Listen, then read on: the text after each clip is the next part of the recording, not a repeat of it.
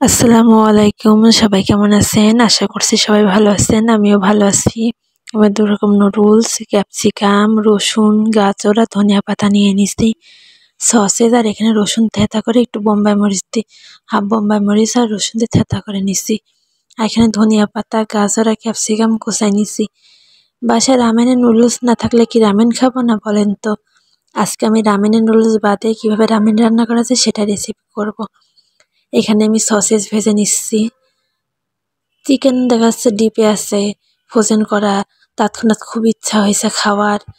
তখন কি চিকেন ছাড়াতে গেলে সময় না থাকলে তখন দেখা যাচ্ছে রান্না করতে করতে সময় চলে গেল, তখন আর খাবার ক্রেভিংসটাই হারাই গেল, তাই না? তো আমি এখানে চিকেন বাদ দিয়ে সসেজটা শুধু ভেজে নিচ্ছি।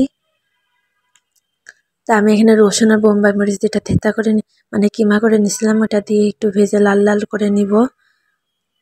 আর এখানে ১ চামচ একটু মানে লাল মরিচ দিয়ে দিলাম, ঝাল মরিচ যেটাকে বলে, শুকনা মরিচের গুঁড়া ঝালের জন্য। আমি এখানে যেহেতু রামেনটা নিচ্ছি না, আমি রামেনের এমনি নর্মাল নুডলসই নিচ্ছি, কিন্তু কোন ব্র্যান্ডের নুডলস নিচ্ছি সেটা আমি আর নাম বলছি না।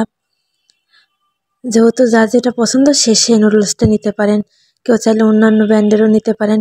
মানে এটা এক কথায় রামেন না, রামেন বাদেরই নুডলস। যেটাকে এখানে আমি হাফ চামচ সয়া সস দিলাম, মানে ওই নুডলসের সয়া সসের বোতলের আগে ঢাকনা বা কাপ যেটাই বলেন ওইটারই হাফ কাপ নিয়ে নিছি। এখানে আমি লম্বা স্টিক যে নুডলসটা আছে সেটাকে দিয়ে দিলাম, এটা একটু শক্ত। আমি অপর দিকে একটা ডিম সিদ্ধ বসে দিছি, রান্না করতে করতে ডিমটা সিদ্ধ হয়ে যাবে। আপনারা চাইলে হাফ বয়েলও করে নিতে পারেন, আমি এখানে ফুল বয়েল করে নেব ওইদিকে। এখানে আমি আর ১ চামচ ঝাল মরিচের গুঁড়া দিলাম। আর আমি সুন্দর করে করে নিব। ফুটে যখন নুডলসটা সিদ্ধ হয়ে যাবে তখন ওই পাকা মানে ওই আরেক ধরনের নুডলস নিচ্ছি ওইটা দিয়ে দেবো। আপনারা রামেন খেতে চাইলে আপনারা শুধু একরকম নুডলস দিয়েও করতে পারেন। আমি এখানে আমার বাসায় যেরকম নুডলস ছিল আমি সেটা দিয়ে করছি, কারণ রামেন হঠাৎ করে রামেন খাইতে ইচ্ছা করছে, তো করতে গেলে তো হবে না। আমি গোলমরিচ গুঁড়া দিয়ে দিলাম। রামেন খেতে ইচ্ছা করলে কী হবে বলেন? রামেন খাইতে ইচ্ছা করলে তখন চিকেন ডিপ থেকে বের করা, রামেনের নুডলস কিনতে যাওয়া, এগুলো করতে গেলে তো আস্তে আস্তে ক্রেভিংসটাই তো হারাই যাবে। তৎক্ষণাৎ যেটা আছে সেটা দিয়ে আমরা রামেন রান্না করে নিলাম। দেখেন কালারটা কি সুন্দর আসছে, পুরো লাল।